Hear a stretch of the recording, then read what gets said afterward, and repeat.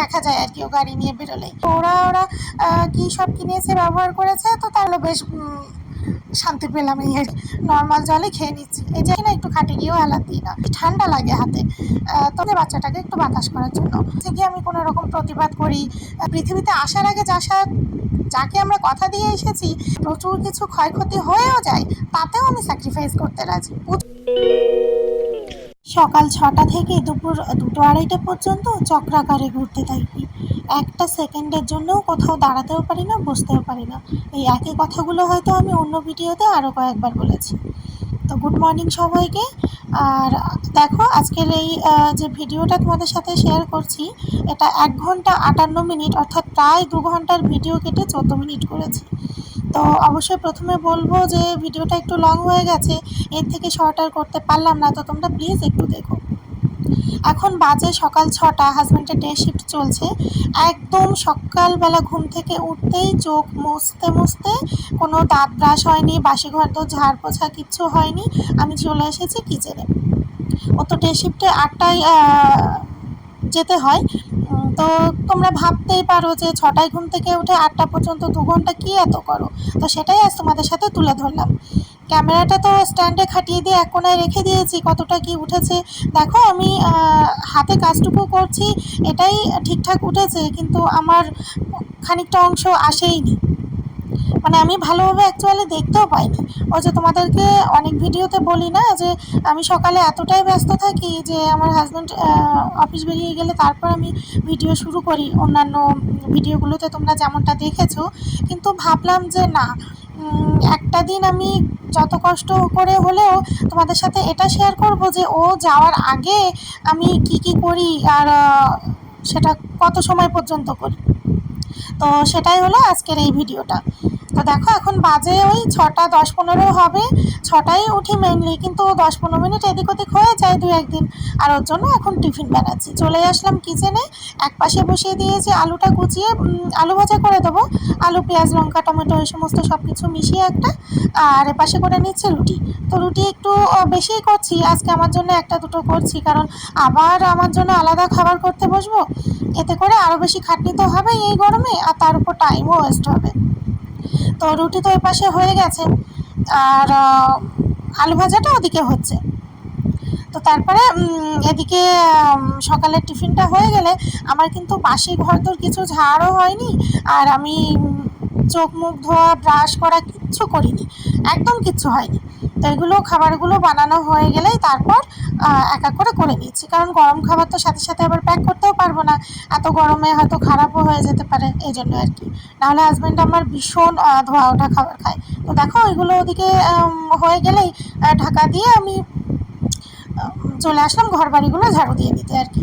বাসি ঘর অবশ্যই তো ঝাড়ু দিতেই হবে, কারণ একজন বাড়ির বাইরে কাজে যাবে। তো সেটা করলাম।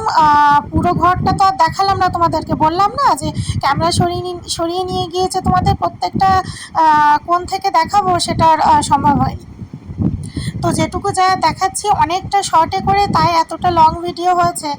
তো দেখো ওটা মানে ঘরদোর ঝাড়ু টাড়ু দিয়ে এসে তারপর আমি টিফিনটা প্যাক করছি ওর জন্য। এর মধ্যে একটু ঠান্ডাও হয়ে গেছে। তো 2 না 3টে রুটি দিয়েছি, আর এদিকে আলু ভাজাটা দিচ্ছি। আমি সকালে প্রধানত তেলের কোনো খাবার বা মিষ্টি জাতীয় কোনো খাবার খাই না, খেতে চাই না, কিন্তু না চাইলেও কী করবো বলো, একার জন্যে সবসময় মানে 2-1 সময় হয় যে ভালোও লাগে না, ইচ্ছেও করে না সবসময় নিজের জন্য আলাদা করে কী বানাই। তো তারপর দেখো ওর টিফিনটা প্যাক করে দিল, তো বেরিয়ে গেছে, আর আমি ব্যালকানি থেকে দাঁড়িয়ে দেখছিলাম যে ও বেরিয়েছে কিনা। ওখান থেকে দেখা যায় আর কি ও গাড়ি নিয়ে বেরোলেই। তো তোমাদেরকে ঘড়িতে দেখিয়েও দিলাম যে 8টা 7 মতো বেজেছে আর কি। আর ও বেরোনোর আগে পর্যন্ত তো কিচেন পরিষ্কার করতে পারিনি, মানে সকালের একতরফা তো হয়েছে, আর এখন সেটাই আসলাম ক্লিন করতে। আর আমি তো দুপুরে রান্না করতে আসি ওই 11টা, 10:30, 11টা, 11:30 এরকম টাইমে। তো এই টাইমের মধ্যে আসলেও বাকি, মানে এখন তো বাজে তোমরা দেখলে কটা বাজে, মানে আর যে 2-2.5 ঘন্টা পরে আমি আসবো আবার কিচেনটা এইভাবেই থাকলে যে আবার রান্না করার পরে দুপুরে একবার ক্লিন হবে, ডিপ ক্লিন, যেটা রোজই আমি করে থাকি, কিন্তু সেটা আবার নয়। এই যে দেখো চলে এসেছি সাথে সাথে আগে কিচেনটা পরিষ্কার করতে, কারণ আমি দুপুরে যখন আবার রান্না করতে আসবো তখন যখন দেখবো যে সকালে রান্না করা এভাবে অপরিষ্কার ময়লা হয়ে রয়েছে, সেটা দেখলেই আমার আর মাথায় কাজ করে না, আমার প্রচণ্ড অস্বস্তিকর লাগে। তো সেই জন্য সাথে সাথে আসলাম আগে কিচেনটা পরিষ্কার করে নিতে। তো এই যে করছি। আর হ্যাঁ, তোমরা আমার কিচেনে না অনেক আজগুবি জিনিস দেখতে পাবে। সত্যি বলতে কেন জানি না ওই যে প্লাস দেখলে না, ওটা দিয়েই আমি গরম পাত্র ওঠানামা করি। সাঁড়াশি আছে কিন্তু সাঁড়াশি আমার মানে ওটা দিয়ে ধরতে আমার অসুবিধা হয়, এই প্লাসটা দিয়ে ধরতে বেশি সুবিধা হয়। আর কিছু উল্টোপাল্টা এদিক ওদিক বাসন দেখবে যেগুলো আমার হাতেরও নয়, আমি নিজে কিনিও নি। আমার হাজব্যান্ড ব্যাচেলার অবস্থায় থাকতে ওরা কী সব কিনেছে, ব্যবহার করেছে, তো তারপর ভাগযোগ করে যার ভাগে যেটুকু যা এসেছে সেটুকু আর কি, মানে মোটামুটি যেগুলো ইউজ করা যায় সেগুলো করছি এখনও পর্যন্ত, এই আর কি। পরে গিয়ে আমি এক এক করে কিনে নিতে পারলে তারপরে আবার ওগুলোকে চেঞ্জ করে ফেলবো। তো তারপরে দেখো কিচেনটা পরিষ্কার করেই এখন করছি আমি দাঁত ব্রাশ। যে মানুষটা ঘুম থেকে উঠে আর কি, ঘুম ভেঙে গেলে একটা মিনিটের জন্য আমি বাসি মুখ নিয়ে থাকতে পারি না, আর এখন তাকে এরকমটাও করতে হয়, মানে কতটা টাইম পরে গিয়ে তাই এখন ব্রাশ করছি। আর এই যে তোমরা দেখলে বোধহয় ক্যামেরার সামনে এসে দাঁড়িয়ে পড়েছে, না গো আমার এত গরম লেগে গেছে, মানে অলরেডি সকালবেলা ঘামতে ঘামতে ভিজেই গেছি। ওইখানটায় পাখা চলছে, মানে ফ্যানের তলায় এসে দাঁড়িয়েছি। তো মানে খানিকটা যেন মনে হলো বেশ শান্তি পেলাম এই আর কি। তো তারপরে দাঁত ব্রাশটা করে নিচ্ছি একটু হাঁটাচলা করে, এই জাস্ট। আর এখন এই যে পায়ের যে ওষুধটা আমার চলছে, এটা কিছু খাওয়ার আগে মানে খালি পেটে, তো সেই ওষুধটা আগে খাবো। আর আমি তো এমনিও সকালে লেবু জল খাই, তো পায়ের ওই সমস্যাটার কারণে তো কোনো টক জাতীয় কিছু খাচ্ছি না, খেতে পাচ্ছি না, ডাক্তার বারণ করেছে এই জন্য আর কি। তো যেহেতু লেবু জল খেতে পাচ্ছি না, সেই জন্য আর কি নর্মাল জলই খেয়ে নিচ্ছি। এই যে 1.5 গ্লাস মতো খেয়েছি, আর তার আগে ওষুধটাও খেয়ে নিয়েছি। তারপর জল ওষুধ এগুলো খাওয়া দাওয়া হলে আর এখন আসলাম বিছানা গোছাতে। তোমরা জাস্ট দেখতে থাকো যে মানে স্টেপ বাই স্টেপ কোনটার পর কোনটা আমি করে যাচ্ছি। একটা সেকেন্ডের জন্যেও জানো না এর মধ্যে থেকে আমি না কোথাও দাঁড়াই না কোথাও বসি, মানে সে কারোর ঘরে যাওয়ার কথা বলছি না, আমি আমার নিজের ঘরে চেয়ারেও গিয়ে বসি না, একটু খাটে গিয়েও হেলাত দিই না, এরকমটাই চলতে থাকে আমার প্রত্যেকটা দিন।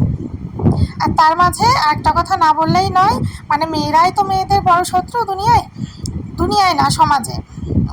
কেন বললাম, কারণ দুনিয়ার সবাই শত্রু হয় না। শত্রু এই কথাটা কেন বললাম, না আমার কোনো শত্রু নেই, তবে একটু একটু শুনতে পাই, জানতে পারি, আমার সামনেও অনেকে বলে মানে আমার নাকি দুজনের ঘর সংসারে কোনো কাজ নেই। তো এটা হচ্ছে তাদের জন্য, যে সকাল 6টা থেকে আমার দুপুর 2:30টা পর্যন্ত আমি কোন সময়টা মানে একটা সেকেন্ডের জন্য বসতে পারি। আজকে চেষ্টা করেছি একদম পুরো বিস্তারিতভাবে তুলে ধরতে, তো আশা করি তারা ভিডিওটা দেখলে ভালো করে বুঝতে পারবে। তো দেখো বিছানাটা গুছিয়েই আমি সাথে সাথে এসেছি ফ্রিজ থেকে সবজি বার করতে, মানে যেটা দুপুরে রান্না করবো আর কি। তো তোমরা হয়তো ভাবতেই পারো এত সকালে বার করার কী আছে, আসলে প্রচণ্ড গরমে না আমি ফ্রিজে টেম্পারেচার একটু বাড়িয়েই রেখেছি, যাতে সবজিগুলো একটু বেশি ঠান্ডা পেয়ে ভালো থাকে। তো যেহেতু টেম্পারেচার বাড়ানো রয়েছে, আর সবজিগুলো না সাথে সাথে বের করে কাটতে বসলে অনেক বেশি ঠান্ডা লাগে হাতে, তো ওই জন্য আর কি এমনভাবে মাথা খাটিয়ে কাজ করি, যেহেতু আমার টাইম খুবই কম থাকে সকালে, যে মানে যে সময় আমি সবজিটা কাটবো মিনিমাম তার যেন 20 থেকে 25 মিনিট আগে বা আধা ঘন্টা আগে আমি সবজিটাকে অলরেডি বার করে রেখে দিই এরকম। তো দেখো তারপরে সবজিটা বার করে রেখে এবার আসলাম আমি সকালের খাবারটা খেতে। তো ওই যে রুটি আর আলু ভাজা আমার জন্য একটুখানি রেখেছিলাম, তো পুরোটা তো খেতে পারলামই না, ওর মধ্যে থেকে ওই অর্ধেক মতো খেয়েছি। তারপর আমি ডাস্টবিনটা বাইরে রেখে আসলাম। আর এই যে হাসতে হাসতে হাতে পাখা নিয়ে ঘরে ঢুকছে, এটা হচ্ছে আমার পাশের রুমে একটা বাচ্চা রয়েছে, একদম ছোট বাচ্চা, 6 থেকে 7 মাস মতো বয়স। তো বাচ্চাটা একদিন মানে 4-5 দিন আগে কারেন্ট অফ হয়ে গেছে, তো গরমে খুব কষ্ট পাচ্ছিল, কাঁদছিল। তো এখানে তো হাত পাখা পাওয়া যায় না, তো মানে কান্নার আওয়াজ শুনে বাচ্চাটা এত শান্ত, কোনো সময় কাঁদে না। তো আমার কাছে ছিল হাত পাখা, আমি কলকাতা থেকে নিয়ে এসেছিলাম, তো সেই পাখাটাই আর কি ওর মাকে গিয়ে দিয়েছিলাম যে বাচ্চাটাকে একটু বাতাস করার জন্য।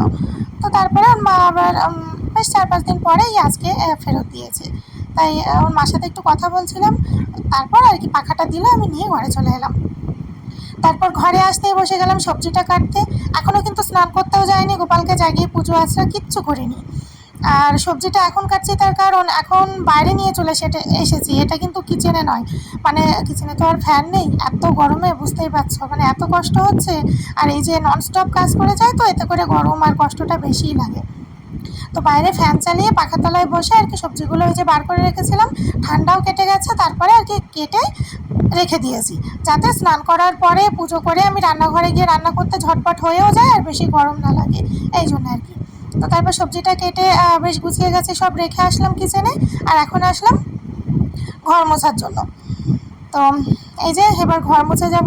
তোমরাও হয়তো ভাবছো যে আমি একদমই কিভাবে বলছি, আসলে আমার এগুলো না মুখস্থ হয়ে গেছে যে আমি কোনটার পর কোনটা করি রোজ। এটা তো আমিই জানি না, অন্য কেউ তো এগুলো বুঝবে না, বাইরের মানুষ। আমি এটা বুঝে পারি না যে সত্যি বলতে না আমি কোনো মেয়ে ছেলে কারোর ঘরে কারোর বউয়ের কখনো কোনো কিছু দিয়ে বিচার করতে যায় না, মানে তার কী রূপ আছে কী গুণ আছে, সে কতটুকু টাইম ঘরের কাজ করে কতটুকু টাইম কার ঘরে গিয়ে বসে থাকে। কিন্তু যখন আমার সাথে এই জিনিসগুলো হয় আর আমি তো টোটালি এইসবের একদম বিপরীতে, আমি না সেই জিনিসটা একদম মেনে নিতে পারি না। মেনে নিতে পারি না, আমার নিজের সাথে নিজের যুদ্ধ চলে। তার মানে কিন্তু এই না যে তার কাছে গিয়ে আমি কোনো রকম প্রতিবাদ করি বা ঝগড়া লাগাই, এরকমটা কিন্তু না। আমি শুধু ভাবি মানুষ কোন বিবেকবোধ থেকে এই ধরনের কথাবার্তাগুলো বলে যে দুজনের ঘরে আমার আর নাকি কোনো কাজ বাজ নেই। এদিকে আমার যে বাবু 2-3 বার 4 বার করে রান্নাবান্না করা, এই ঘর বাড়ি সারা দিন বসে ধুলো পড়ে, সমস্ত ফার্নিচার মোছা, ঝাড়ু দেওয়া, ঘর বাড়ি মোছা, তারপরে রোজ কিছু না কিছু আমাকে কাচতে ধুতে হয়, সেগুলো আছে। পুজো করি আমি সকালে 1 ঘন্টা, আর সন্ধ্যাবেলা যখন করি তখন লাগে আধ ঘন্টা, আর সন্ধ্যা দেওয়া তো আলাদা আছেই। হ্যাঁ, এখন তোমরা বলতেই পারো যে তোমার অঢেল সময় আছে তাই তুমি এত সময় ধরে করো। হ্যাঁ গো, আমার অঢেল সময় আছে, কারণ আমরা একটা মানুষ যার জন্যে পৃথিবীতে এসেছি, যার জন্যে এই দুনিয়া উপভোগ করছি।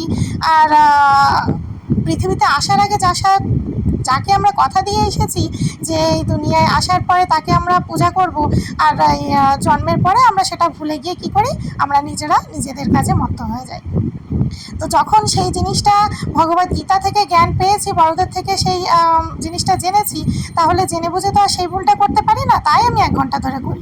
বিশেষ করে আমার যেগুলো করতে হয় বা করি ওগুলো আমি চেষ্টা করেও শর্ট টাইমে করে উঠতে পারি না, আমার হয়েই যায় 1 ঘন্টা। আর তাছাড়া গীতা পাঠ তো রোজ আমার না করলে হবেই না, তো এই জন্যে আর কি। তো আসল কথা হচ্ছে এটাই যে আমার যদি 24টা ঘন্টা দিয়ে একটা দিন পার করতে পারি, তো সেখানে 1 ঘন্টা ভগবানের জন্য আমি দিতেই পারি। তার জন্য যদি আমার প্রচুর কিছু ক্ষয়ক্ষতি হয়েও যায়, তাতেও আমি স্যাক্রিফাইস করতে রাজি। পুজো আমাকে করতেই হবে।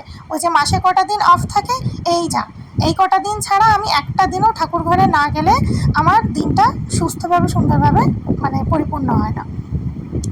তো যাই হোক, অনেক বেশি হয়তো বলছি কি না জানি না, আমি আমার বিষয়টাই তুলে ধরলাম এই আর কি, আমার মতো করে।